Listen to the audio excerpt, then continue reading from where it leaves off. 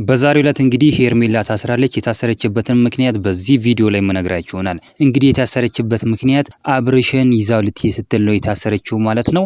እንግዲህ በጣም በሚያሳዝን ሁኔታ ከሀገር ልትሄድ ነበር ሄርሜላ።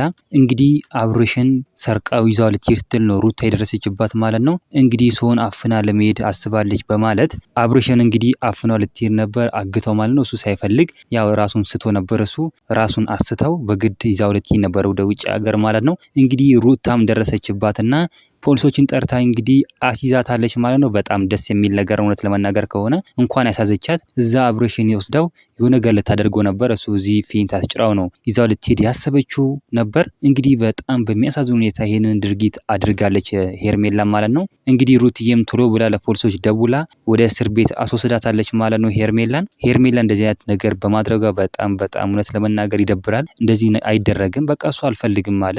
እሱ የሚፈልገው ሩታን ነው። ከሩታ ጋር ነው መኖር የሚፈልገው እንጂ እሱ ከሄርሜላ ጋር መኖር አይፈልግም። ነገር ግን እሷ በግድ ከኔ ጋር ካልሆነ እኔ አልተውም በማለት እሱን ፌንት አስጭራው ይዛው ልትሄድ ስታስብ ነው ሩታ ደርሳባት ያስቆመቻትና ለፖሊሶች ደውላ እንግዲህ እጇን እንድሰጥ ያደረገችው። አሁን በደረሰኝ መረጃ እንግዲህ ሄርሜላ ፖሊስ ጣቢያ እንዳለች ነው መረጃዎች እየጠቆሙ የሚገኙት። እናንተ ምን ትላላችሁ? ሀሳብ አስተያየታችሁን ኮሜንት ላይ ማስቀመጥ እንዳትረሱ። ቪዲዮ ላይክ፣ ቻናሉን ሰብስክራይብ ማድረግ እንዳትረሱ። በሌላ ቪዲዮ እስከምንገናኝ በያላችሁበት የዓለም ዳርቻ ሰላማችሁ ብዝት ይበልልኝ። ደህና ሁኑልኝ።